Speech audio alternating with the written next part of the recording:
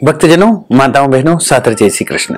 हमारे YouTube channel में आप सभी का बहुत बहुत स्वागत है। मैं हूं आपके साथ आचार्य धर्मेंद्र शास्त्री। आज हम आप सभी को कार्तिक मास महात्म्य कथा अध्याय 3 की सुनाने जा रहे हैं। तीसरे दिवस कार्तिक माह में यह कथा सुनी जाती है और इस कथा को सुनने के बाद अधिक से अधिक लोगों को शेयर भी कर दीजिएगा। गुरुर् ब्रह्मा गुरुर्विष्णु गुरुर्देवो महेश्वरा गुरु साक्षात् परब्रह्म तस्मै श्री गुरुवे नमः। कृष्णाय वासुदेवाय हरये परमात्मने प्रणतः क्लेशनाशाय गोविंदाय नमो नमः। वसुदेव सुतं देवं कंस चाणूरमर्दनं देवकी परमानंदम कृष्णं वंदे जगद्गुरुं। बोलिए श्री लक्ष्मी नारायण भगवान की जय। अध्याय 2 के बाद जो क्रमशः अध्याय 3 में कथा आती है, उसमें प्रभु श्री कृष्ण से सत्यभामा की चर्चा हो रही है। सत्यभामा जी ने कहा कि हे प्रभु, आप तो सभी काल में व्यापक है और सभी काल आपके आगे एक समान है, फिर यह कार्तिक मास ही सभी मासों में श्रेष्ठ क्यों है? आप सब तिथियों में एकादशी और सभी मासों में कार्तिक मास को अपना प्रिय क्यों कहते हैं? इसका कारण बताइए। भगवान श्री कृष्ण ने कहा कि हे भामिनी, तुमने बहुत उत्तम प्रश्न किया है, मैं तुम्हें इसका उत्तर अवश्य देता हूं, ध्यान पूर्वक सुनो। इसी प्रकार एक बार महाराज बेन के पुत्र राजा पृथु ने महाराजा बेन के पुत्र राजा पृथु ने प्रश्न के उत्तर में देवर्षि नारद से प्रश्न किया था और जिसका उत्तर देते हुए नारद जी ने उसे कार्तिक मास की महिमा बताते हुए कहा कि हे राजन, एक समय शंख नामक एक राक्षस बहुत बलवान एवं अत्याचारी हो गया था। उसके अत्याचारों से तीनों लोकों में त्राही त्राही मच गई। उस शंखासुर ने स्वर्ग में निवास करने वाले देवताओं पर विजय प्राप्त कर इंद्रादि देवताओं एवं लोकपालों के अधिकारों को छीन लिया। उससे भयभीत होकर समस्त देवता अपने परिवार के सदस्यों के साथ सुमेरु पर्वत की गुफाओं में बहुत दिनों तक छिपे रहे। उसके बाद वे निश्चिंत होकर के सुमेरु पर्वत की गुफाओं में ही निवास करने लगे। उधर जब शंखासुर को इस बात का पता चला कि देवता आनंद पूर्वक सुमेरु पर्वत की गुफाओं में निवास कर रहे हैं, तो उसने सोचा कि ऐसी कोई दिव्य शक्ति अवश्य है जिसके प्रभाव से अधिकारहीन यह देवता अभी भी बलवान है। सोचते सोचते इस निर्णय पर पहुंचा कि वेद मंत्रों के बल के कारण ही देवता बलवान हो रहे हैं।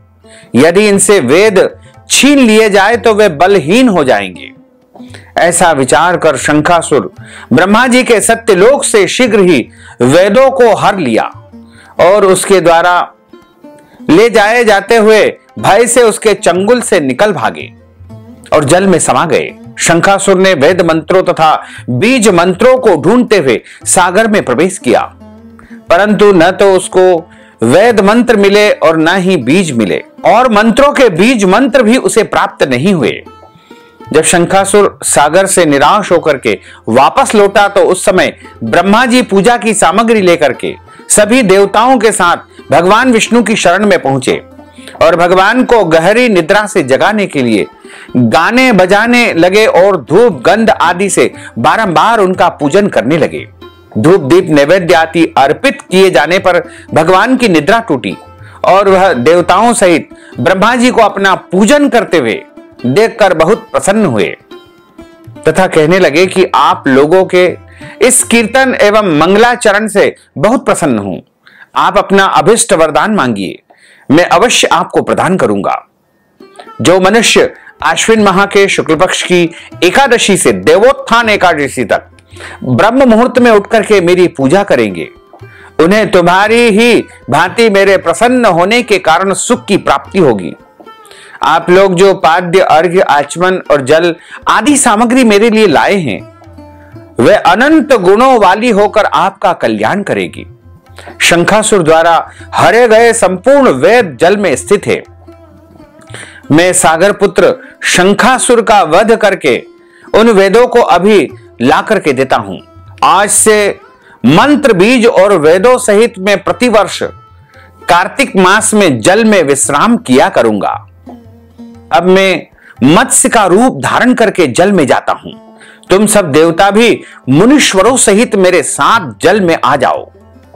इस कार्तिक मास में जो श्रेष्ठ मनुष्य प्रातःकाल जल में स्नान करते हैं, वे सब यज्ञ के अवभृत स्नान द्वारा भली भांति स्नान कर लेते हैं।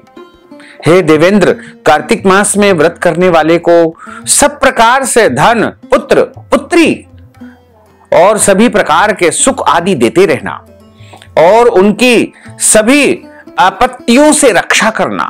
हे धनपति कुबेर, मेरी आज्ञा के अनुसार तुम उनके धन धान्य की वृद्धि करना, क्योंकि इस प्रकार का आचरण करने वाला मनुष्य मेरा रूप धारण करके जीवन मुक्त हो जाता है।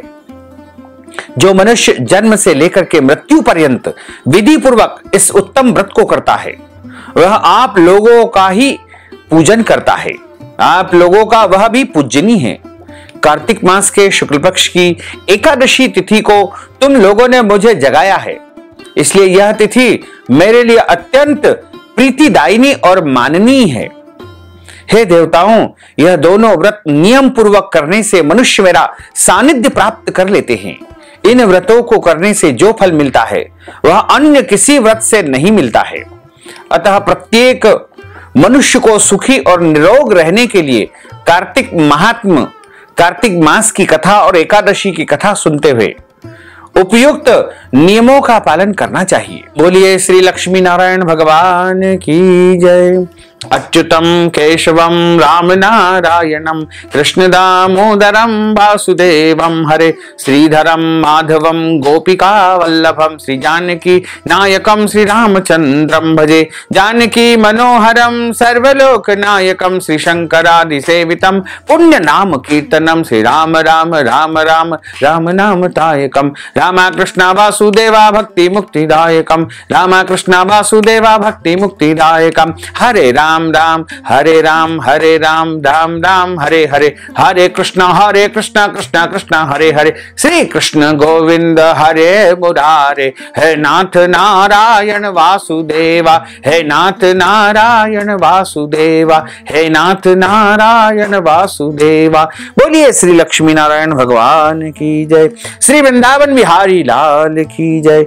भक्तजनों, माताओं, बहनों, आप सभी से अनुरोध है कि इस ज्ञानवर्धक कथा को अधिक से अधिक लोगों को शेयर करिएगा, लाइक करिएगा, कमेंट करिएगा और यदि अभी तक आपने सब्सक्राइब नहीं किया है तो अभी और इसी समय सब्सक्राइब कर लीजिए, ताकि इसी प्रकार की ज्ञानवर्धक वीडियो आपको सबसे पहले प्राप्त हो सके। आपको और आपके पूरे परिवार को सादर जय श्री कृष्ण, सादर धन्यवाद।